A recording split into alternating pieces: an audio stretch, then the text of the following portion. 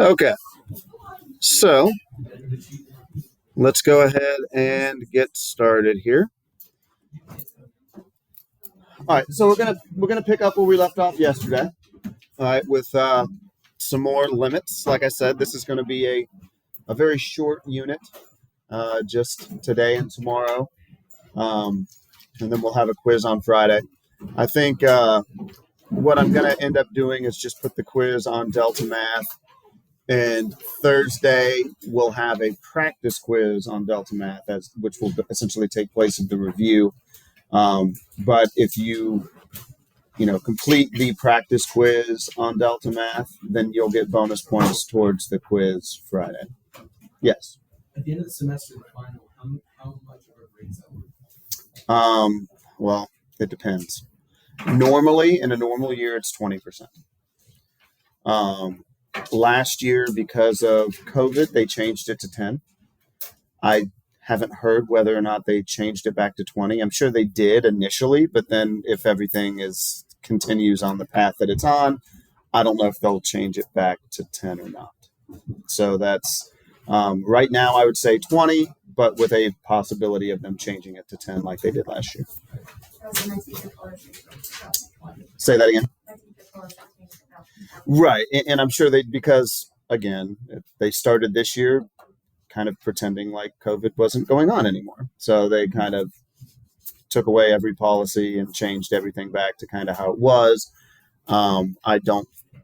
I would hope that they didn't expect it to be this bad. If they expected it to be this bad and came in with zero plan whatsoever, then I would be very disappointed in them in general. But I'm assuming that they didn't expect it to be anywhere near this bad. So as of right now, it's normal, 20%, but we'll see how that goes. I just do what they tell me. Whatever they tell me happens, and as soon as I know, I would obviously let you guys know. Okay, so any questions over yesterday's stuff before we kind of jump into today's? Nothing was terribly crazy difficult, I don't think, yesterday. Hopefully not, anyway. Okay, so yesterday we talked about, evaluating limits using a table. We talked about when limits did not exist, right? The cases when limits didn't exist. Of course, those three scenarios where a limit does not exist. One is when the limit from the left and the limit from the right do not match, right? Another is when the function, at the place where you're looking at the limit, wherever x is approaching, if it goes to positive or negative infinity, or if it oscillates, if it bounces around kind of everywhere, right? So those are the three cases where a limit doesn't exist. Then we also evaluated limits using direct substitution. Super awesome and easy, right? And that's kind of always your go-to, what you always want to try first. And then, of course, if it doesn't work, that's when you kind of will try some other techniques that we'll talk about here today and tomorrow. You just plug it in for direct substitution. And then we talked about properties of limits, where, those are really kind of exactly what you would expect them to be, right? It's very intuitive. If they tell you kind of what a limit as x approaches some c equals for a function or two, then you just kind of add, subtract, multiply, do whatever it tells you to do, basically, using the values that you were given. All right, so today we're going to talk about using the dividing out technique, and we'll talk about one-sided limits. We talked a little bit about one-sided limits yesterday, but we'll talk about those more today. Okay, so here is an example. So it says find the limit as x approaches -3 of x squared plus x minus 6 over x plus 3. All right, now, of course, our kind of go-to, what you want to try first, direct substitution. Can we use direct substitution here? No. Why not? Yeah, because we'll get a 0 in the denominator, right? We don't like zeros in the denominator. All right, well, that's fine. It gives us this it gives us this table right here already for us. All right, so as my x get really, really close to -3 from both sides, what do my f of x's or my y's get really, really close to? -5. Yeah. So we know that this limit is going to equal -5. All right. So that is a case of when we will be able to use the divide out technique. All right. And the dividing out technique should be applied only when direct substitution produces 0 in both the numerator and denominator. An expression such as 0 over 0 has no meaning as a real number, of course, because we can't have zeros in denominators. Right? However, when you have a 0 in both the numerator and denominator, it's called the indeterminate form.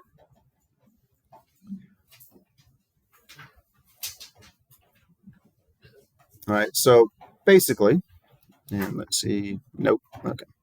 So let's go back to this problem. So we said that we couldn't use direct substitution, right? Because when you plugged in -3, that you got 0 in a denominator, all right? Well, if you kind of do direct substitution everywhere, right? Up here, you'll get 9, and then plus -3 minus 6, that'll give you 0 in the numerator as well, all right? So this gives us that 0 over 0 indeterminate form, all right?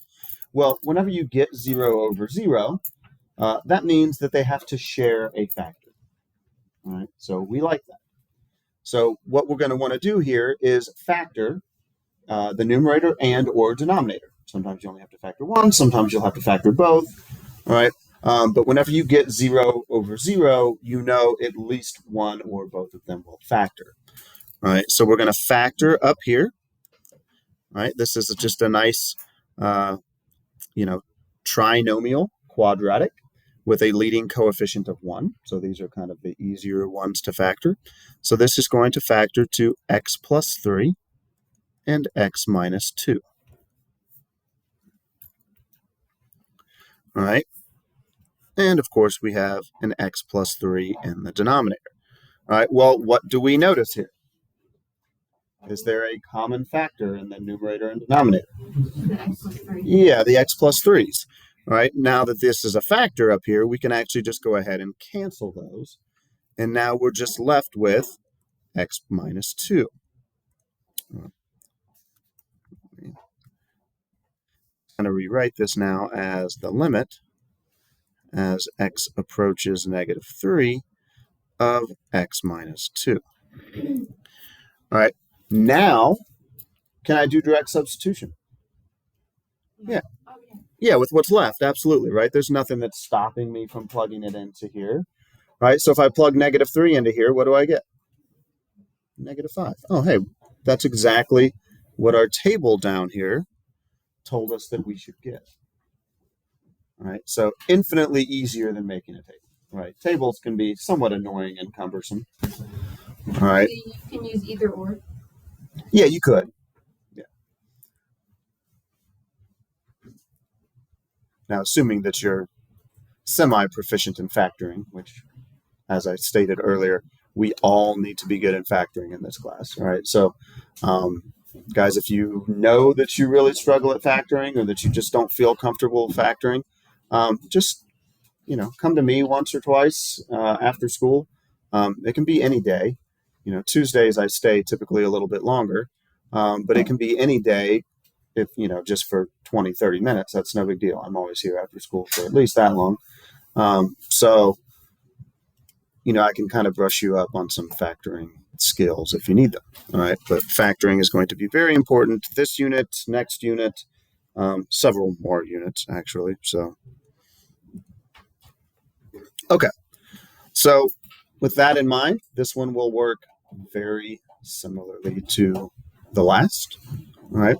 So, go ahead and try to evaluate this limit by dividing out.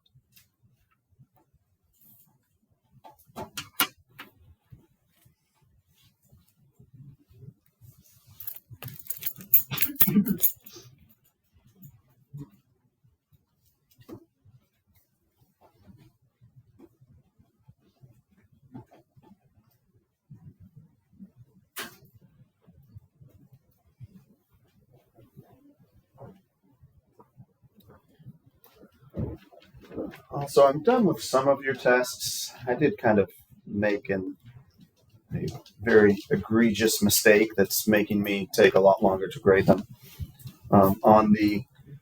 Remember when originally the multiple choice section had all of the answers already marked on it, so I had to kind of go print you off a new multiple choice section.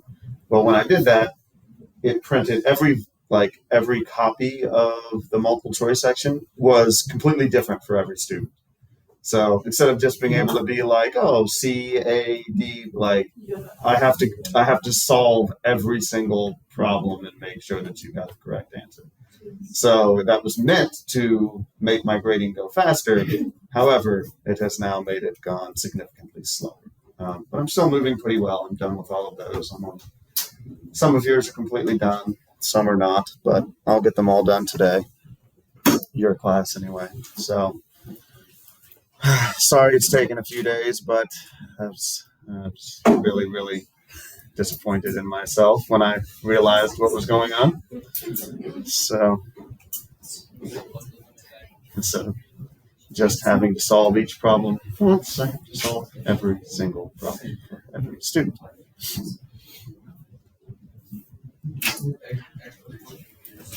Okay, so let's take a look here. All right, this should factor to x plus 4 and x minus 2, correct? And then we have x minus 2 in the denominator. So these will cancel. All right, so now we're just doing the limit as x approaches 2 of x plus 4. So now I can do direct substitution. What do I get? Yeah, just 6. All right, plug in 2 for x. 2 plus 4 is 6. And we're done. Will this always work? It will always work if you get 0 over 0 when you do your original direct substitution, right? So if I try to plug 2 into here, 2 squared is 4, 2 times 2 is 4, 4 plus 4 is 8, 8 minus 8 is 0. So I get 0 up top, 2 minus 2 is 0 in the bottom. So before I do that whole thing, plug it in and make sure it equals 0. Yes. Okay. And remember, you always want to try direct substitution first. Always. That's always the go-to whenever you're doing a limit, direct substitution. Wait, so if it comes out to 0, 0, what does that mean? That means you can always do this factoring technique. So what if it comes out like something over something? Then that's it, right? That's just if it's 3 over 9, then you can it's reduce it to 1/3 and call it an F. Okay. Yeah, that's it. I didn't know if it worked or if we had to do something more. And sometimes the steps they'll add up to once you get this, you gotta do No, this. now we will when we talk about one-sided limits, which we'll do here in a little bit. It'll be slightly different, but just because one-sided limits are specific, a very specific case where you only look at them, typically, it kind of breaking points or some weird part of a graph. But we'll get to that in a moment. All right. Try this one.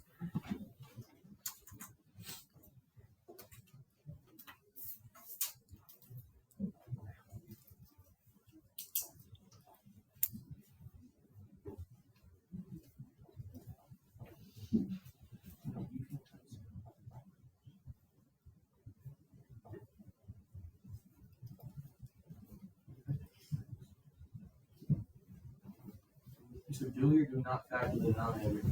You definitely factor the denominator. It's the only thing that you can factor. That's a difference of perfect squares. Yep. Absolutely. Do we not remember difference of perfect squares? All right, so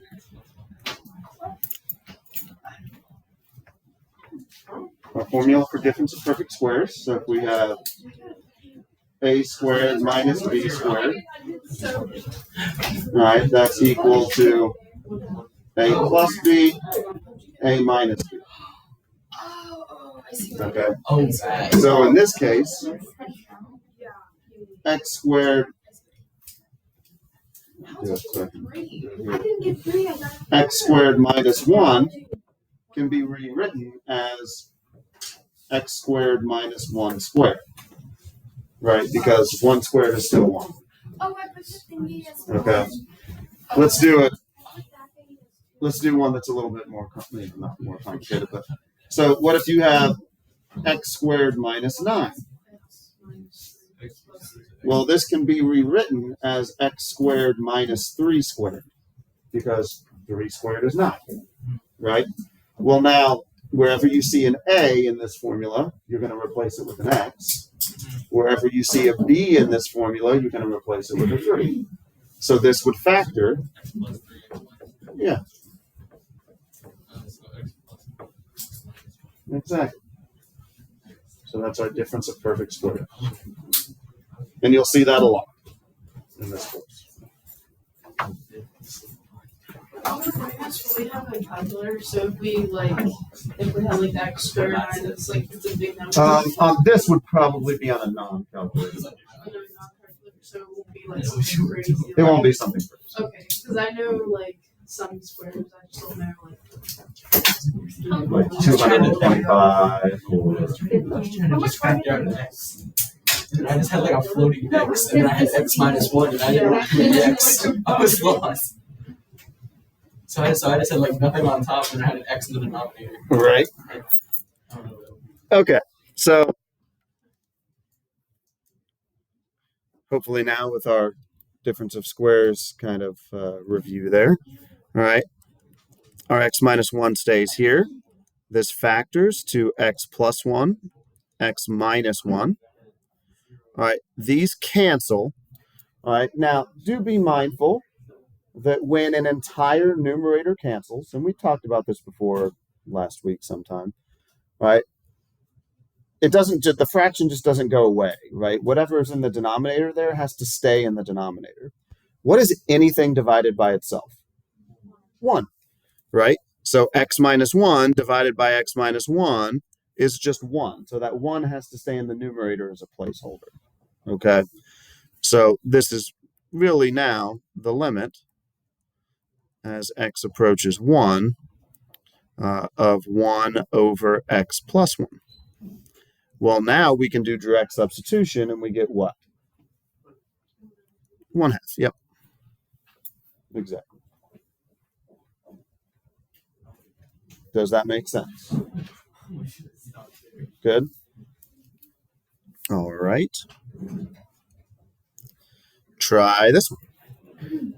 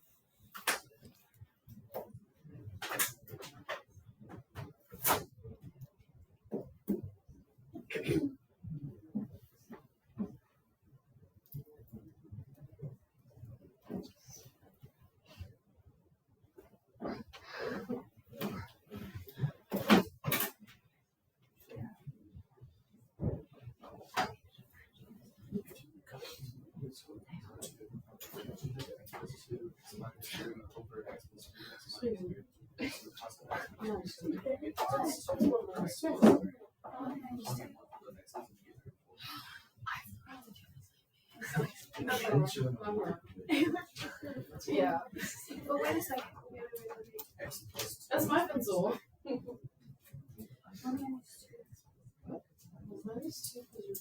I think you. Yeah. I think you can. Okay. You said minus 2 plus 3. Plus 3. No, 1 minus 2. Negative 2. Negative 1. And then there's Yeah, negative 1. I see where I always miss Wait, wait, wait. I see where you're going. It's like the one in front of it. Okay. So there's actually two ways that you could have done this problem. The easy way and the hard way. All right. I'm going to guess that, 95% of you did it the hard way. All right. So I'll do the hard way first. Right. All right. So, which I saw most of you doing, right? You factor this thing, right? And you're going to get x plus 3, x minus 2 up here. And then you have x plus 3, x minus 3 down here. You cancel that. You go ahead and do your direct substitution now. 1 minus 1 or 1 minus 2 is negative 1. 1 minus 3 is negative 2. So that's just 1/2. All right. So that is easy as it looks, was actually the hard way. You didn't have to do anything here other than direct substitution, right? You didn't get 0 over 0. Now that still works here, the divide out, because they just happen to share, a factor. But you really didn't even have to, right? If you just plug 1 into the top, 1 squared plus 1 is 2, minus 6 is negative 4. 1 squared is 1, minus 9 is negative 8. That reduces to 1/2. I got 3 4. Nope, absolutely. 3/4. Okay. Instead of x minus 2, I did x plus 2 minus 3. Gotcha. That would be if you had a negative x on the inside, in the middle. Yeah. So do be careful. And guys, you can always check your factoring just by foiling it out, right? So if you did the x plus 2, x minus 3, if you foiled it out, you would have seen your mistake there.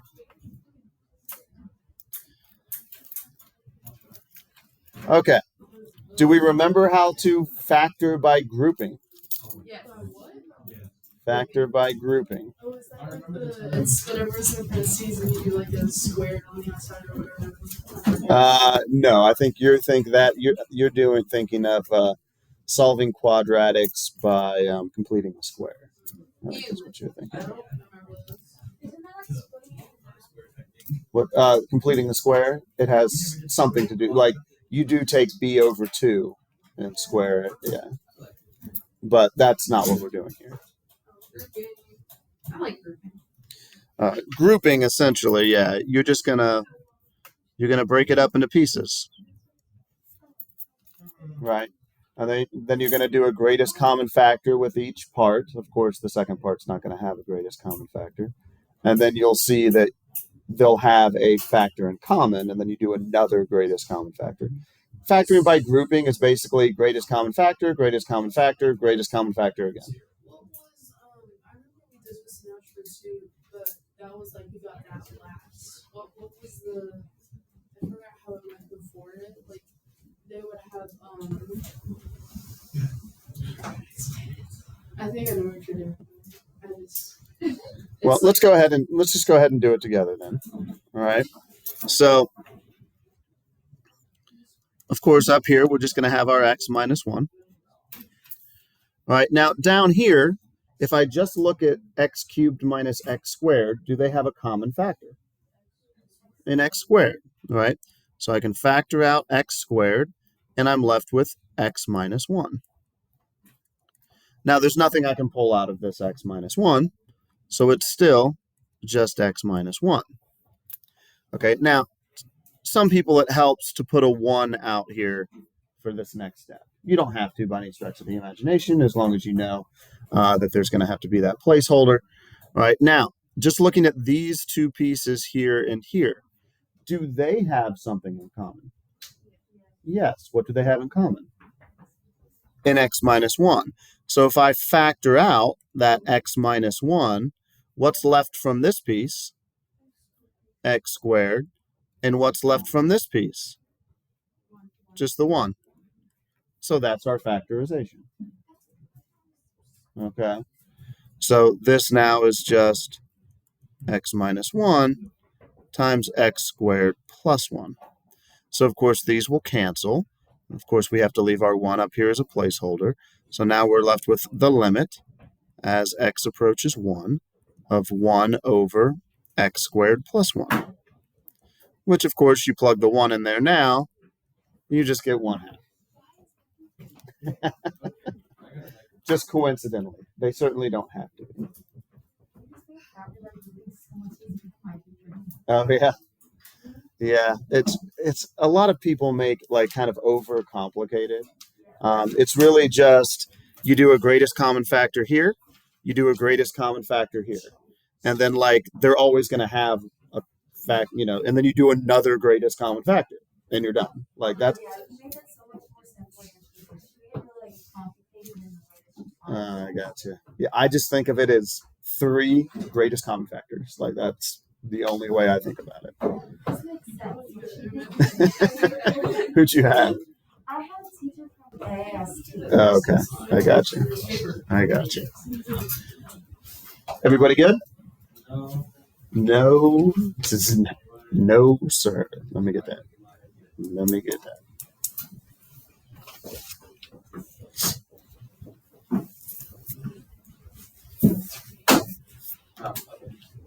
Good to go? Sweet. Okay. So here's another factor by grouping. You might as well try to get some practice with it. Ew. I mean, you kind of know what one of the factors is going to be, though, right? I mean, It's gonna take a while, I guess. right. Because it has to cancel, right? So. It has to.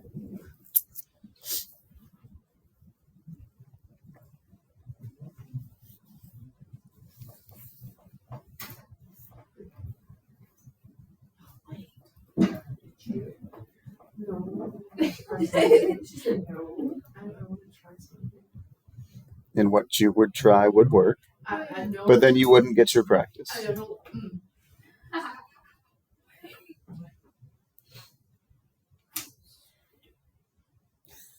This is stupid. Unacceptable. Numbers. Actually, it's not the numbers that are bad. It's when people. When are we ever going to use this in life? Most students are really good at math when they're young. It's as soon as you throw in variables that most students veer off. I got to the and then you got knocked out. You tried to look at my answer. I did try to look at my answer. Yeah. I got to be here. And I'm like, what do I do? So I picked I finished the hell. I'm making sure I got it right. Because look, I can know you do x in parentheses, x squared plus 2. Wait, and then I'm going to do x minus 2, and then the x minus 2 will cancel out, so you can do 1 over x squared. Okay. Plus 2. Big math. Okay. This one's 130.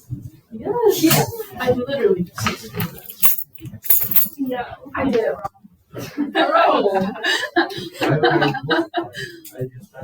I was checking. I understand if you put it in, but I looked at the other way wrong. How did I do the other way? What did y'all think of all this stuff? Because you for now. Okay, so let's take a look. I'm sure a couple of you noticed, at least that sounded like a couple of you did, that you don't really have to factor here, right? You can just do direct substitution. You just plug 1 into the top, you get -1. Down below, you would get 1 minus 2, which is -1, plus 2, which is 1, minus 4 is -3. So you should get 1/3. Did we get 1/3? Okay. Now, just for, practice sake, for those of you that need to practice factoring by grouping. All right. So we do it here. All right. What's my greatest common factor of my first term? X squared. So I'm left with x minus 2. What's my greatest common factor here? 2. So I'm left with x minus 2. Well, of course, now these two factors share an x minus 2. So I can factor that out. And I'm left with x squared plus 2. All right, so this will factor to x minus 2 over x minus 2 times x squared plus 2. So these cancel. Of course, you have your 1 as a placeholder. Then when we do our direct substitution, you get 1 over 1 plus 2, which is 1/3.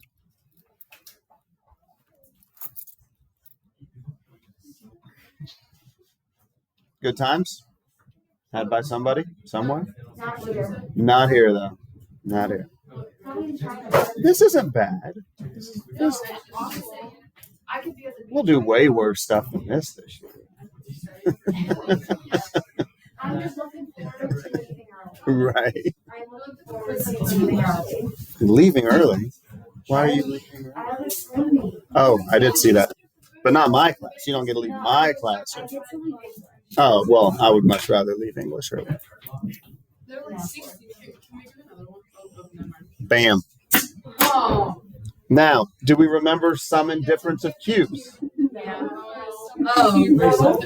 No. All right. So, the formulas for sum and difference of cubes. If we have a cubed minus b cubed, that's a minus b times a squared plus ab plus b squared. I actually do remember that. I know. All right. Dude, I always get confused with the negative and the positive and which one is which. Right. You can also, and yeah, I'll give myself some room. I haven't done All right. that in 2 years. Guys, you can't do it with squares, but with cubes, you can also do the sum of perfect cubes. All right. This is basically the same thing, except you switch these two signs. All right. So you have a plus b times a squared minus ab plus b squared. All right. So an example. All right. If you have x cubed minus 27, right? Well, that can be rewritten as x cubed minus 3 cubed, because 27 is 3 cubed, right? So your a is x, your b is 3.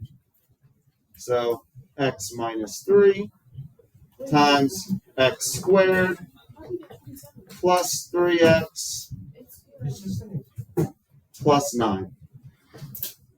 What are you confused about? Well, I was writing and all of a sudden I look up and I see that. Okay. Okay.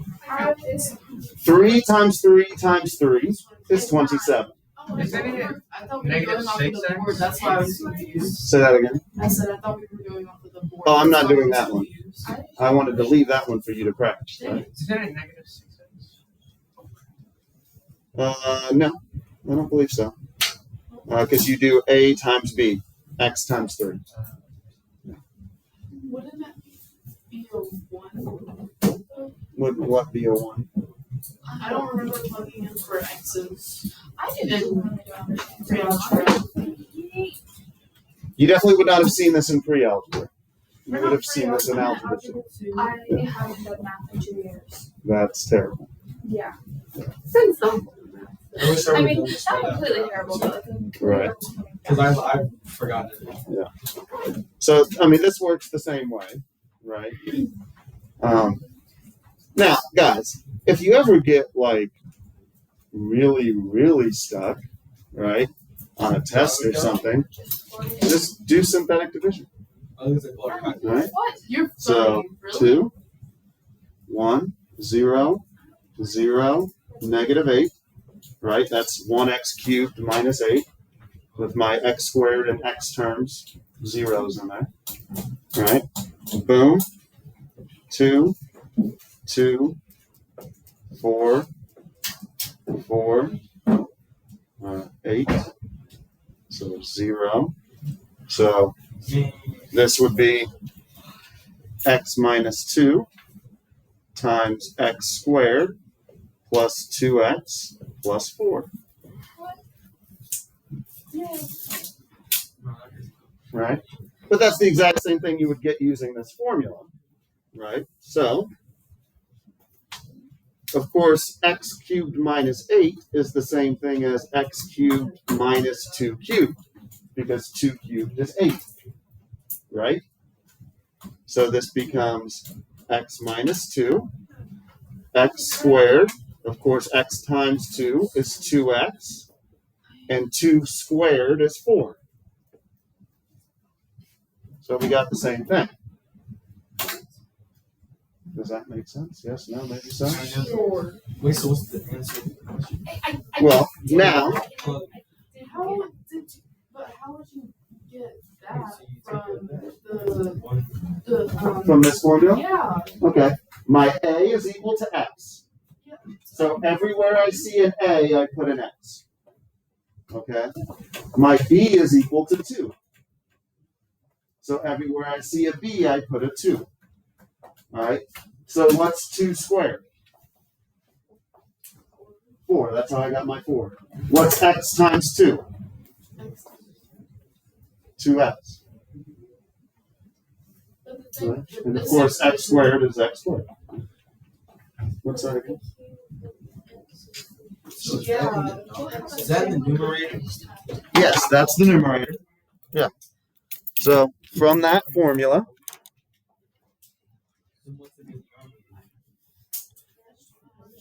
just the x minus 2, right? So you will, yeah. Right? So you get x minus 2 times x squared plus 2x plus 4 all over x minus 2. The x minus 2's will cancel. All right. Now we do direct substitution. So 2 squared is 4. 2 times 2 is 4. So 4 plus 4 plus 4 is 12.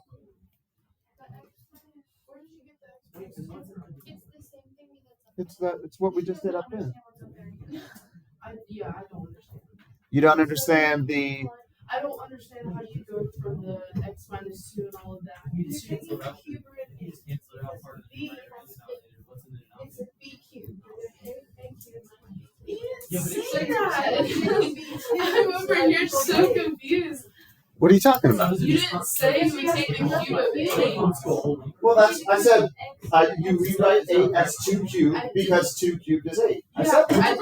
I know, but whenever we were talking about that one, I didn't know that they were like together, so I was just like, oh, okay, that makes sense. And then when I went to this one, like, that makes no sense. Okay. I mean, are you okay with this Yeah. being the same as this? I just feel stupid now. We love that feeling. I mean, are we okay with how to apply these formulas here? I think. Okay. I'm gonna figure it out. Oh, Anna, help me. I'll just suffer in silence. I'll just suffer. I don't want you to suffer in silence. I want you to know how to do it. You've already done that I'm too. not gonna remember that. It's just the opposite. But like I said, if you ever get like really stuck with something like this, like just you kind of. Yeah, that's what You could have said that in the first place. Well, I mean, I think factoring is easier, right? easier than that. You literally just got the answer from that. Right. Yes. So if you cancel out the denominator, does it automatically become a whole number? Well, anything divided by itself is 1, right? So this divided by this would be 1. So it automatically becomes over 1. Yeah, but anything over 1, like when the denominator cancels out, you're fine. You know what I mean? Like it's gone. It's when the entire numerator cancels out that you have to be really careful. Cool I beans? understand the definition. What's that? No more. What? That's no fun. My brain won't comprehend anything after what you just Try this told one. me. What's that? So my brain won't comprehend anything else after what No. So how would you do synthetic division with this? You just plug in zeros. Like Oh, really? No, you can't. Well, no. This one you wouldn't be able to. I mean, you could, but you get some funky remainder and stuff. Right. But this is gonna work just like this. What cubed is 27? 3.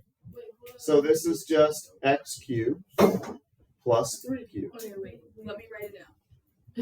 Maybe I'll understand later, but not right All now. right. So I'll look at it later. wherever I see an A, I put an X. Right? So here's X. Wherever I see a B, I put a 3. Like that formula is not gonna be on 10. No. See, So what would we do with the that's never mind. that's what's gonna be the issue. Do signs count when you're plugging it in? Because if B's are negative. No. Like it'll always be the signs in this formula. Okay. Like because in this case your B is just 3. In this case your B is just 2 because the negative's built into the formula. Wait, so would we just leave it? Like after we cross out Yeah. Just also FYI, when you're doing sum and difference of cubes, this second piece here, like this one and this one, will never factor. Why are we doing difference? What do you mean? No. I'm just saying both of them. Whenever you do either of these formulas, like right now we're using this one. Yeah. That's it. In the last problem we used this one. But why Okay. would we be using this one if we have We're not. I pointed to Oh. both. I said whenever you use either of these formulas, all right, Wait, this they're interchangeable. No. no. Oh god. Okay. When you have a plus, a sum of cubes, you use this formula. If this were a minus, you would use this formula. You use one for plus and one for minus. They're exactly the same, except these two signs. You just flip it. Like that's it. Like that. They're the exact same formula. You just flip the signs. So how? I don't You guys are think making I this so was- much I more was ready to ask complicated you than more it really questions. is. I don't think I got that. So You don't okay, think you so got this one right? I I got got it weird. You Can mean we like really just plug in this the lines factor a in little here? bit? Yeah, I got today. You Yeah, got- I got 27 over negative 5. what? Okay. You mean for the final answer? Yeah. Okay. Well, let's take a look. Wait, I just All right. I don't understand what you're supposed to do once you figure like I got x plus like in parentheses x plus 3 and then parentheses x squared plus 3x plus 9. It'll be minus 3x But plus what? 9. But it's Because in this, because we're using this formula right now. Only this formula. This is the one we're using right now. Aren't interchangeable. yeah, I got that now. So like, here's I the know. minus. I- So we have to use this in minus. my mind, the top was the plus because of the pluses in the. Right. Basically, it's always like whichever one. Flip it. If you're doing a difference, then your first factor is a difference. If you're doing the sum, then your first factor is the sum. So we have to factor both of them. Yes. In this case, you will have to factor both. All right. So we just did the factorization of the numerator. I don't understand this section, but I understand this section. All right. So now we have x squared minus 3x plus 9. Do we factor the bottom too? Yep. Yeah. And that'll factor to x plus 3 and x minus 2. Yeah, that's my problem. Where do I go from there? 'Cause I know you crossed it down. These cancel. Yeah, but would you factor Now- the top again? No, you can't. And that was kind of what I was trying to say earlier when you were like super confused. When I said, whenever you do either of these, this second factor, the second piece, will never be factorable. Okay. So you cannot Just factor leave it this. like Yeah. So you just leave it like that. that? Oh. Right. So now you just do direct substitution. Oh wait. Right. So all I do is plug in -3 for all of these things. I started to So positive 9 plus 9 plus 9 is 27. And negative 5. That's it. So you were right. Yeah, she had it. It's just a really weird. Yeah, that's fine. I got it and I thought, well, that's wrong. Yeah. Nope, it's perfectly fine. Everything's been perfectly like fine. 1/2, 1/3, and then we get that and like a. I think this just used up all my brain power. All of it, Yeah. it's done. You just go to your next classes and be like, I'm sorry, Mr. Krause stole it all. I had a Spanish Really? class. I can't stand that. Just blame it on me, it's fine. Oh my god. Okay, so that does it for our dividing out technique. Okay. Right. So now we're just going to do one-sided limits. We've already done one-sided limits, guys. This is basically just giving it a notation. Is this the one that where it says which it goes to? What? Yeah, like which side Like are if you it's looking at? negative, it goes from left to right. If it's Yes. positive, it goes from right to left. Exactly. What? Think about it. This is Okay.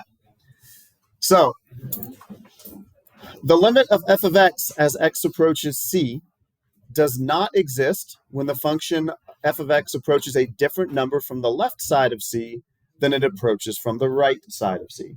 So that's what we talked about yesterday, right? If you get a different answer from the left as you do from the right, the limit does not exist.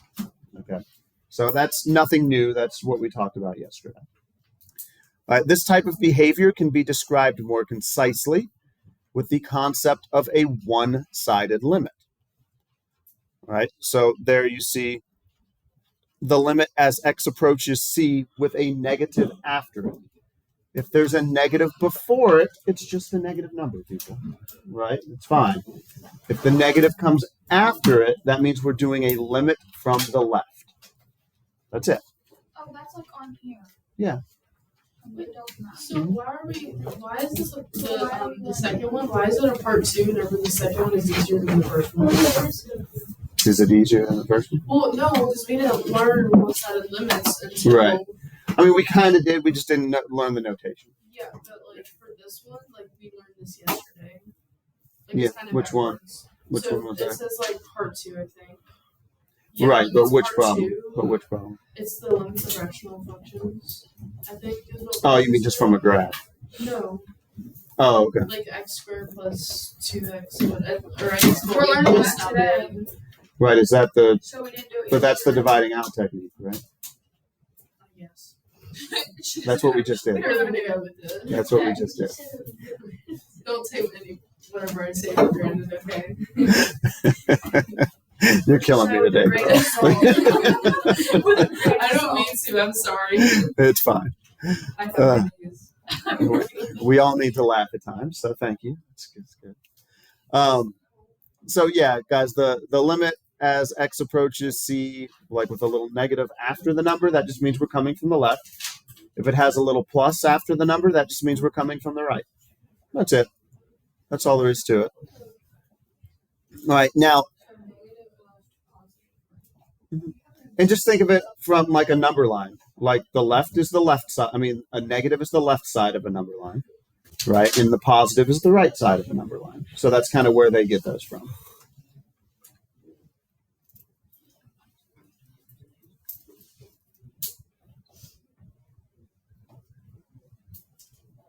Is the limits part 2? Is that everything we just did? Like, We'll definitely have the divide out technique.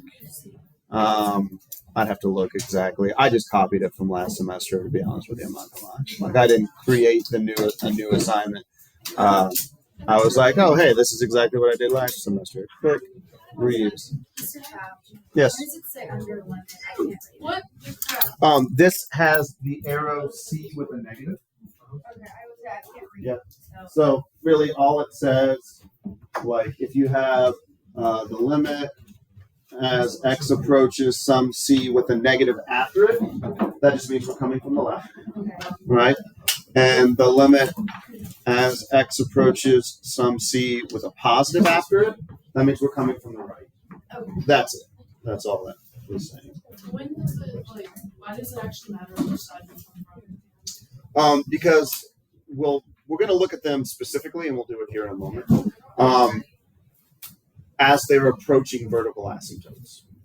So we'll need to know, like, if we're on a graph, we'll need to know which. Oftentimes, when you look at a limit from the left and from the right, I mean, sometimes it'll just be a number, but oftentimes when we're most concerned about them is it going to positive infinity or negative infinity? Right, and that'll help us graph rational functions next unit as well. Yay. Yay. I know, it's so exciting we get a build on it. That is probably why a lot of kids struggle with math, right? Like a lot of subjects, it's like, oh, we're doing a new chapter, right? Like it's just new stuff. Like whatever happened in the last unit doesn't necessarily affect what happens in this unit. You know what I mean? I mean, you build up. But in math, it's just If you don't understand what you did in Algebra 2, you're not going to understand what you did Right. in pre-calc. exactly. Math continuously builds on itself. So Yeah, algebra 2 wasn't bad. Like in the beginning, I like understood none of it, and now all of a sudden I do. I don't know. Algebra 2 was like, Algebra 2, I loved just because I was reading online. It was like a really high teacher got on once a week on Fridays, and she had an hour of half of what we did. So like each module was like 10 lessons. Right. So the top 5 is this week, Friday, and that last 5 is next week of Friday. And if you were ahead, there was no point in going because she's just reteaching you what you learned. that's nice. Okay, so let's take a look at some of this stuff.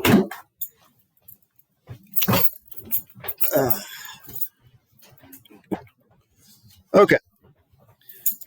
So given that f of x is equal to the absolute value of 2x over x, all right, find the limit as x approaches 2 from the left and the limit as x approaches 2 from the right.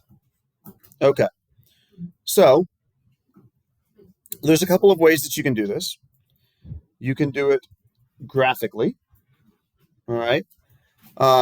So let's go ahead and kind of look at this thing graphically. Oh, son of a biscuit.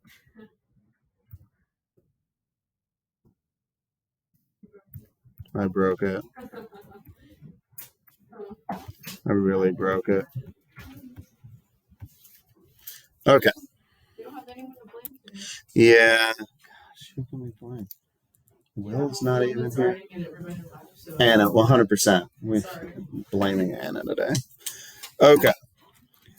So let me get a graph up here. I should have had this ready, but I did not.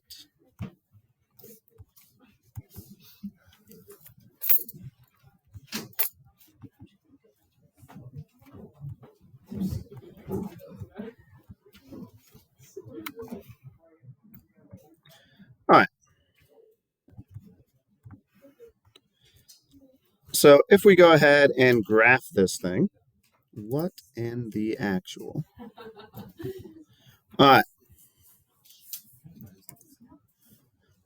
So let's graph this thing. All right.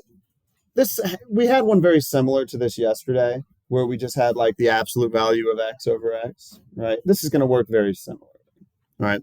So all negatives are going to work the same and all positives are going to work the same. So let's just pick any negative number we want, all right? -9 was the first one I heard, so we'll do -9, all right? What's 2 times -9?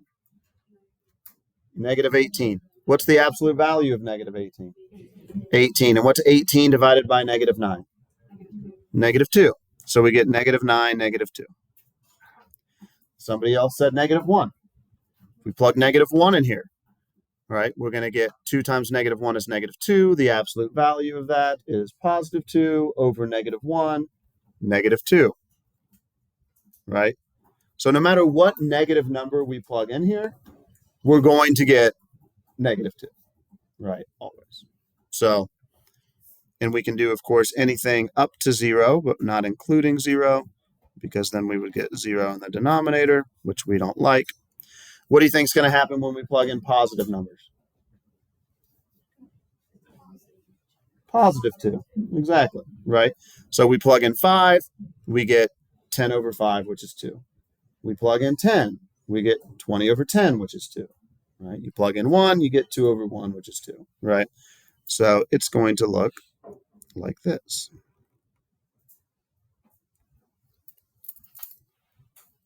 Okay. Now, we're approaching 2. Agreed? So I'll just do this is the where we're approaching, right? Well, as I approach from the left, it doesn't matter, like you can be here, but then we jump up here, but we only care as we get really, really close to 2. Right? Well, as I get really, really close to 2 from the left, what's my y value? 2. What about as I approach my x value of 2 from the right? What is my y value? 2. Pretty tough. Now, what would be the interesting number to approach there? What would be an interesting number to approach where we would get a different answer from the left and from the right? Instead of x approaching 2, we could say as x approaches 0, right? If we did x approaching 0, now we'd be approaching here. Well, from the left, I'd be -2. From the right, I'd be +2. Does that make sense? Right. And one-sided limits, we always say they exist, right? Even if they shouldn't, right? Like even if it's infinity, we would say that the limit doesn't exist. But for one-sided limits, we just would say infinity or negative infinity. We'll talk about that also here in a moment. Okay. So if f is a function and c and l are real numbers, then the limit as x approaches c of f of x equals l, if and only if both the left and right limits exist and are equal to l. You don't need to write that down again. We've said that 27 times between yesterday and today, right? If a limit does not match coming from the left and from the right, then it doesn't exist, right? Like that's what we say, right? All this is just reiterating that point. Okay. So, given f of x equals this piecewise function here, all right, find the limit as x approaches -1 from the left and the limit as x approaches -1 from the right. All right. If we graphed this, right, we would have, whoops, son of a biscuit.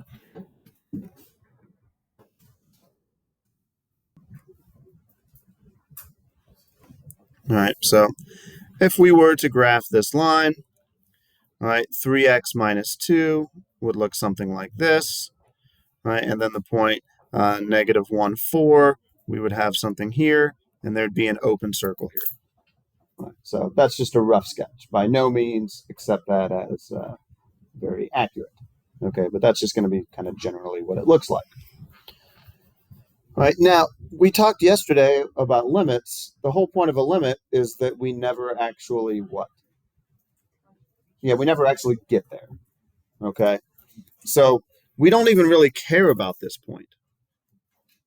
So as I approach -1, right, and -1 is going to be over here somewhere, right?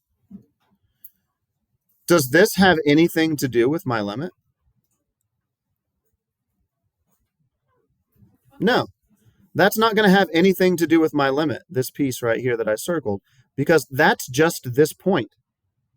That point has, oh wait, actually, that it is going to have something to do. I mean, it's not, because that point never does. But this would be -1, 4 would be, whoa, -1, 4 would be the point up here somewhere. And you plug -1 in here, you get -5. So this is where the circle would be, open circle, and that would be at -5. Okay, but we never actually get to this point, agreed? Like when we're talking about a limit, right?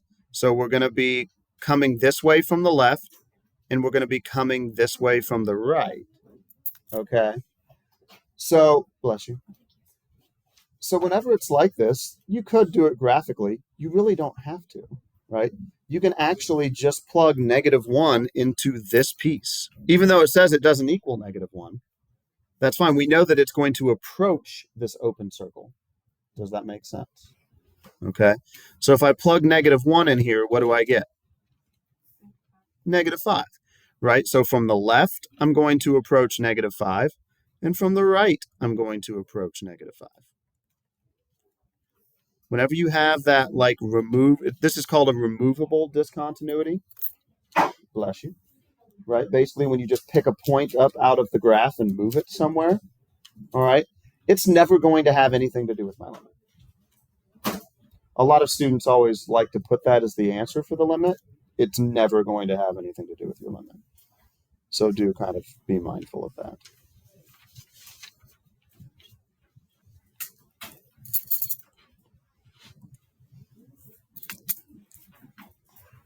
Okay. Now, this is a much more interesting one. All right.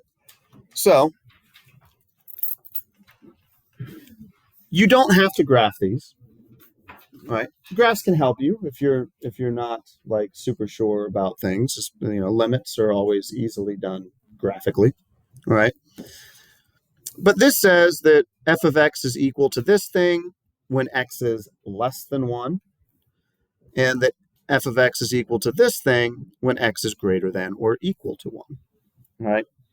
Again, as a limit, we're never actually going to get to 1, right? This says as we approach 1 from the left. This says as we approach 1 from the right. And for those of you sitting more in the back, I will try to make that easier for you to read. Better? Okay. Now, if we're coming from the left, are we coming from the less than side or greater than side? Yes, less than, right? In fact, that's how a lot of people remember. Left, less than, right, on number lines, okay? So when we're coming from the left, we can actually plug it into the less than piece. If I plug 1 into here, what do I get? 3. It doesn't matter that this is not or equal to. Doesn't matter. Because remember, with limits, we never actually get there anyway. Right? So, 0.999999999 is still less than 1. So you still plug it into that less than piece. Does that make sense? Okay. Coming from the right, a limit coming from the right, is that coming from values greater than or less than? Greater than. So we can actually just plug that into the greater than piece. So if I plug 1 into here, what do I get? Yeah, I get 3 also. So not very interesting. Usually when you have 2 different pieces like that, it would be different. Yes. Okay, so if it doesn't have like a plus or minus, but like one of them have like the greater than or equal to, plug it into that one. Okay, that's the overall limit. So you have to plug it into both pieces, kind of like what we did here. Because remember, for an overall limit to exist, the limit from the left and the limit from the right have to match, right? So here, since these 2 numbers matched, I could say that the limit as x approaches 1, just the overall limit, not from the left or from the right, but both, of f of x is equal to 3 because these 2 match. If these 2 didn't match, what would I have to say about this overall limit? The limit does not exist. Exactly. Mean Girls, yes. I expect you, that's your homework for this weekend. Watch Mean Girls. So, why did they both approach 3 if one of them can be 3 because it says greater than or equal to? Okay, so basically what's happening here, and without doing something, this piece would look like this first piece. It's just a slope of -1 with a line or something before, right? And then because they match up here, and this is a parabola opening down, this piece would fill this in, and it might look something, whoops, that was terrible. Something like this. So these pieces actually link up, like they're not completely separate. Does that make sense? So here, like the limit approaching from the left, and we know that this is the y value of 3, right? As I approach from the left, I'm going to get really close to 3. And as I approach from the right, I'm going to get really close to 3, even though I'm coming from 2 different places. So those things kind of linked up. Now, if these were different numbers, right? So let's say we had a graph that did this, and then that did this,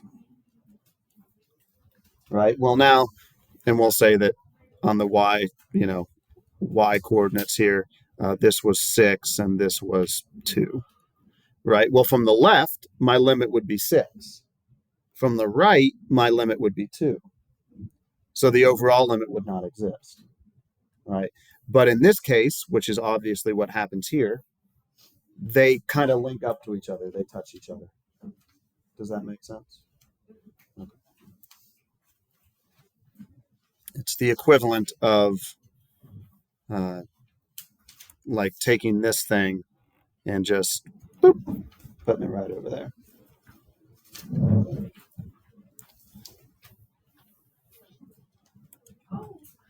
Okay. So try this one. Right?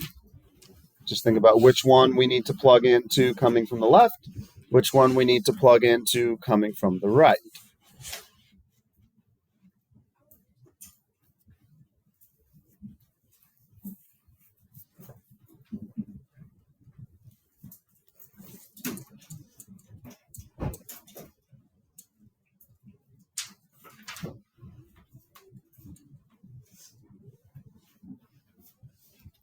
Yes.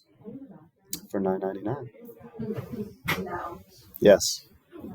I'll have that money. I hold your grade in the palm of my hand. They said for grave, and I was like, probably crazy.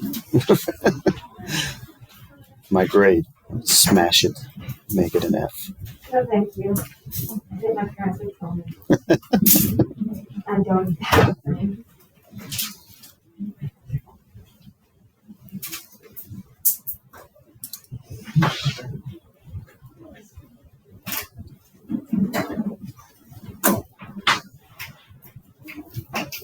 Well, the birds are probably done.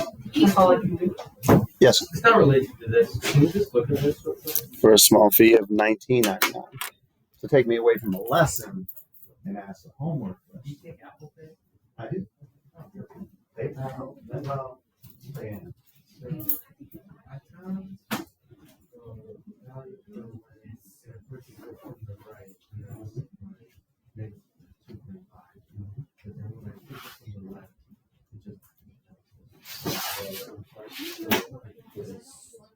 on the left, you would say,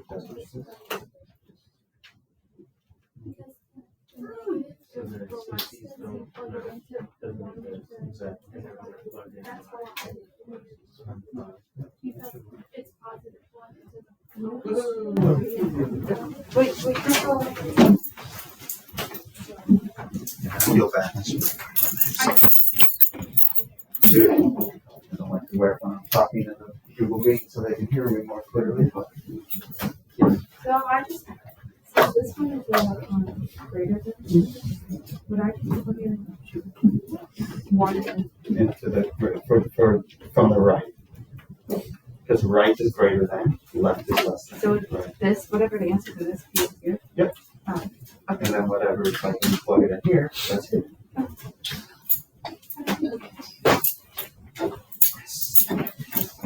How did you find it on the graph? I don't know.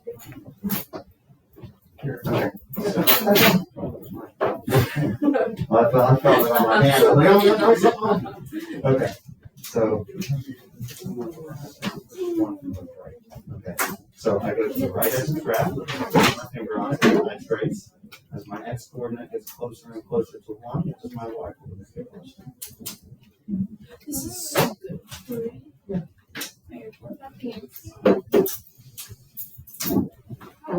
That's it.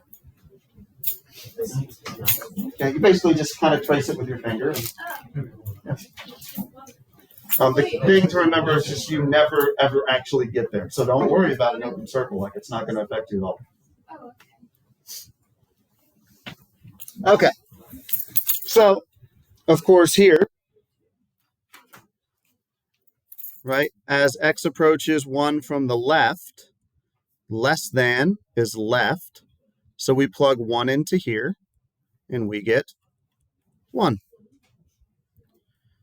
All right, for the limit as x approaches 1 from the right are values greater than, so you plug 1 into here, you also get 1. So what could we actually say about the overall limit as x approaches 1? Does it exist? Yes. And what is it? 1. Yeah, that's it. Yeah, we don't need to do that. Okay.